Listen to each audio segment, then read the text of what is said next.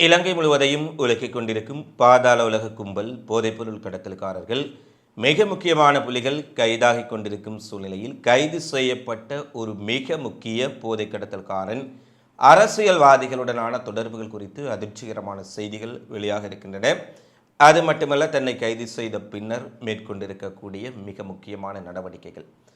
நேபாளத்தில் உயிரிழந்தவர்களின் எண்ணிக்கை மிகப்பெரிய அளவில் அதிகரித்துள்ள சூழ்நிலையில் இந்தியாவிலும் விடுக்கப்பட்ட எச்சரிக்கையானது இந்தியர்கள் மட்டத்திலும் மிகப்பெரிய அதிர்ச்சி ஏற்படுத்தியிருக்கின்றது. இது சார்ந்து வெளியான மிக முக்கியமான சம்பவங்களை இந்த காணொலியில் பார்க்கலாம்.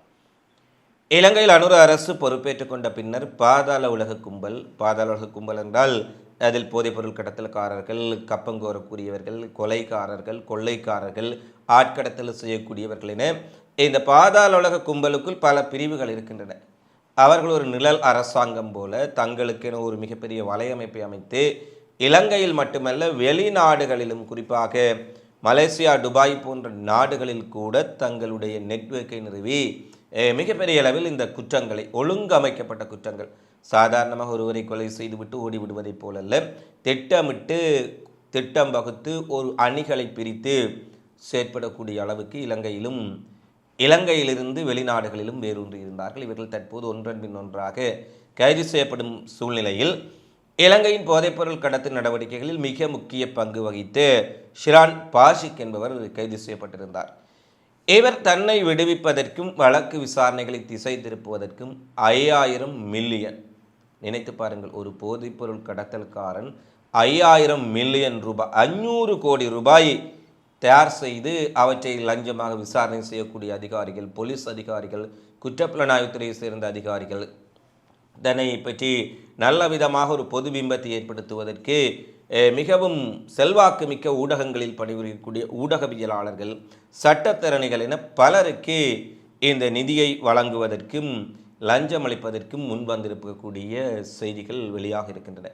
குற்றப்புலனாய்வு திணைக்களத்தில் இருக்கக்கூடிய சில நேர்மையான அதிகாரிகள் இதை கண்டுபிடித்து இவன் 500 கோடி ரூபாவை வழங்குவதற்கு தயார் செய்திருந்த விடயத்தை அறிவித்திருக்கின்றார்கள். பாருங்கள், இந்த நாடு எவ்வளவு பெரிய பொருளாதார நெருக்கடிகளில் சிக்கியது, எவ்வளவு பெரிய பணப்பற்றாக்குறை ஏற்பட்டது. ஆனால் ஒரு போதைப்பொருள் கடத்தல்காரன் தன்னுடைய விடுதலைக்காக 5000 மில்லியனை, 500 கோடியை தூக்கி வீசுவதற்கு தயாராக இருந்திருக்கின்றான் என்று சொன்னால் இந்த பணம் எங்கெல்லாம் கொள்ளையடிக்கப்பட்டிருக்கின்றது, மக்களுடைய பணம் எங்கெல்லாம் குவிந்திருக்கின்றது என்பதை பார்க்கக்கூடியதாக இருக்கின்றது.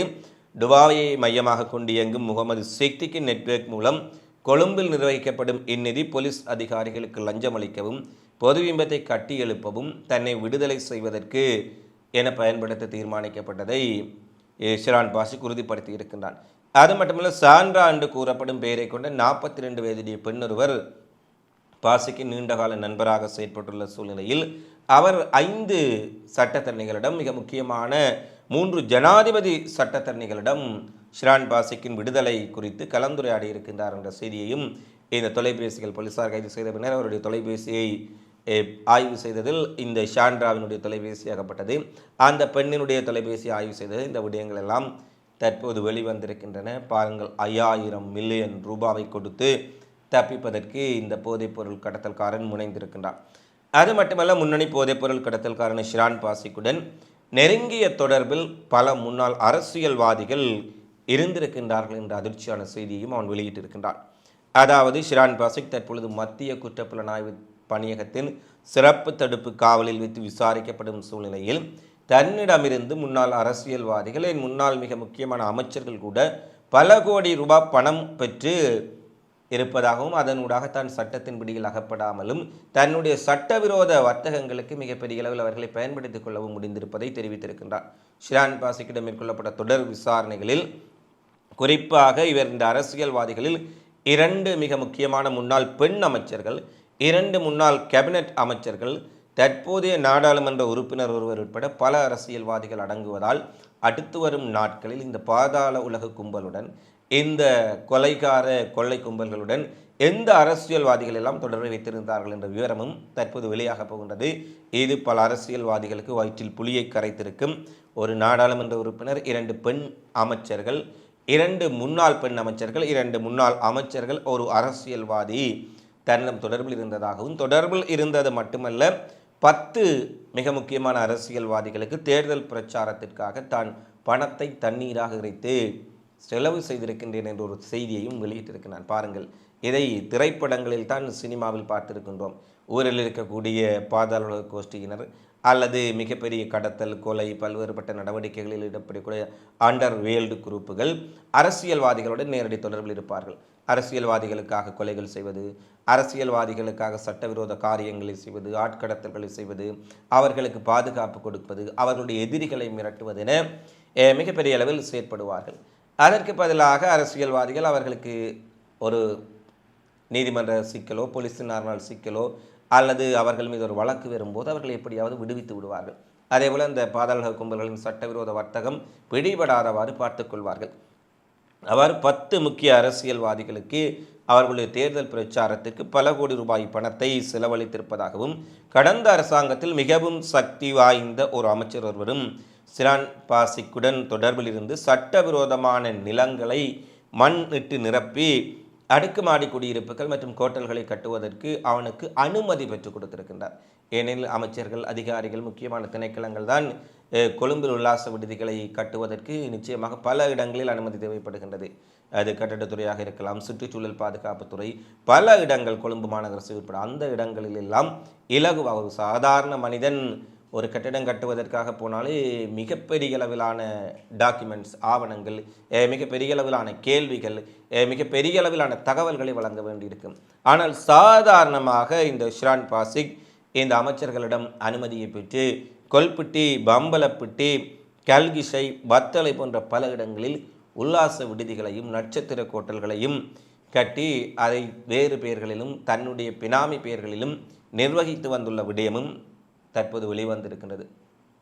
பாருங்கள், ஒரு கொள்ளை கும்பலை சேர்ந்த போதைவர் கடத்தக்கூடிய ஒருவன் பல நட்சத்திர கோட்டல்களுக்கு, பல உல்லாச விடுதிகளுக்கு உரிமையாளராக இருந்திருக்கக்கூடிய விடயங்கள் மட்டுமல்ல, இங்கே இருக்கக்கூடிய மிக முக்கியமான அரசியல் புள்ளிகள் எல்லாம் அவனிடம் கப்பம் லஞ்சம் பெற்றிருக்கின்றார்கள். தங்களை வசதி வாய்ப்புகளை பெருக்கிக் கொள்ளவும், இவர்களுடைய குற்றங்களை மறைப்பதற்காகவும். எனவே தொடர்பில் இருந்திருக்கக்கூடிய மிக முக்கியமான புள்ளிகள் குறித்த தகவல்கள் விசாரணை தீவிரமடைந்திருப்பதால் அவர்கள் விரைவில் மாற்றலாம் என்று எதிர்பார்க்கப்படுகின்றது. எனவே போதைப்பொருள் கும்பல் என்பது இவ்வளவு பெரிய அளவில் உலகம் முழுவதும், இலங்கை கடந்து மலேசியா, நேபாளம், இந்தோனேசியா என்று விரிவடைவதற்கு சாதாரணமாக அவர்களால் முடியாது. உள்ளூரில் இருக்கக்கூடிய அரசியல் சக்திகள், உள்ளூரில் இருக்கக்கூடிய அரசியல் முன்னாள் அரசுகளில் முக்கிய பங்கு வகித்தவர்களுடைய ஆதரவு இருந்தமையினாலேயே இவ்வளவு பெரிய ஒரு மிகப்பெரிய வலையமைப்பாக அவர்கள் உருவெடுத்திருந்தார்கள். ஆனால் இந்த அரசு மாறியுமே அவர்கள் எதிர்பார்க்காத விடயம் என்பதால் ஒன்றன் பின் ஒன்றாக அவர்கள் தற்போது கைது நடவடிக்கைக்குள்ளாகி கொண்டிருக்கின்றார்கள்.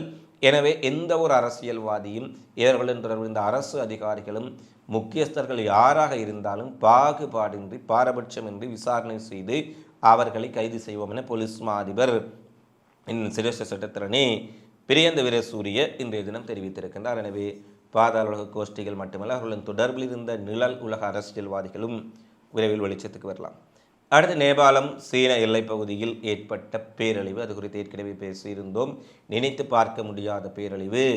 மலைகளில் இருந்து கற்கள் உருகி, புவி வெப்பமயமாதனால் மலைகளில் இருந்த கற்கள் உருகி ஆற்றுக்குள் விழுந்து 6 பெருக்கெடுத்தோடியமையினால் இந்த அனர்த்தம் ஏற்பட்டது. இதுவரை இந்த அனர்த்தத்தில் சிக்கி உயிரிழந்தோரின் எண்ணிக்கை 334ஆக உயர்வடைந்திருக்கின்றது. 334 பேருடைய சடலங்கள் மீட்கப்பட்டிருப்பதாக சர்வதேச ஊடகங்கள் செய்தி வெளியிட்டிருக்கின்றார்கள். 1500க்கும் மேற்பட்டவர்களை காணவில்லை. இதில் பல நாடுகளை சேர்ந்த சுற்றுலா பயணிகளும் உள்ளடக்கம். America, Britannia, Australia, Malaysia, India, Tamilagam, சீன நாட்டவர்கள் மட்டும் 100 பேர் காணாமல் போயிருப்பதாக சீனாவுடைய வெளியுறவுத்துறை அமைச்சகம் தெரிவித்திருக்கின்றார்கள். அதேபோல திபெத்திலும் 558 பேர் காணாமல் போயுள்ளார்கள். திபெத் சீனாவினுடைய ஆளுகைகள் இருப்பதால் சீன இராணுவம், சீன மீட்பு பணியாளர்களும் அங்கு தீவிரமான தேடுதல் நடவடிக்கையில் ஈடுபட்டிருக்கின்றார்கள். திபெத்தில் இதுவரை 4 உடல்கள் மட்டுமே கண்டெடுக்கப்பட்டுள்ளன.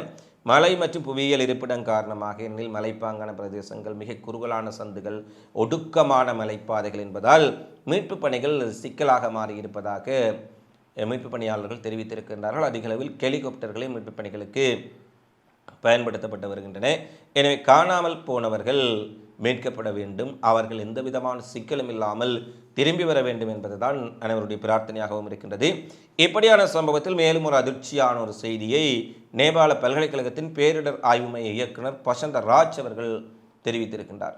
நேற்றைய வெள்ளப்பெருக்கு மட்டுமல்ல, இன்று அல்லது நாளை இரண்டாவது மற்றும் மூன்றாவது அலைகள் கூட ஏற்படுவதற்கான அபாயம் இருப்பதால் ஆற்றங்கரைகளை அண்டி இருக்கக்கூடிய மக்கள், கரையோர பகுதிகளில் வசிக்கக்கூடிய மக்கள், மலைப்பாங்கான பிரதேசங்களில் ஆறுகள் அருகாமையில் ஓடக்கூடிய இடங்களில் இருப்பவர்கள் மிகுந்த எச்சரிக்கையுடன் இருக்க வேண்டும். தேவைப்பட்டால் நீங்கள் வெளியேறி விடுங்கள் என்ற எச்சரிக்கை மேலும் பதற்றத்தை ஏற்படுத்தி இருக்கின்றது.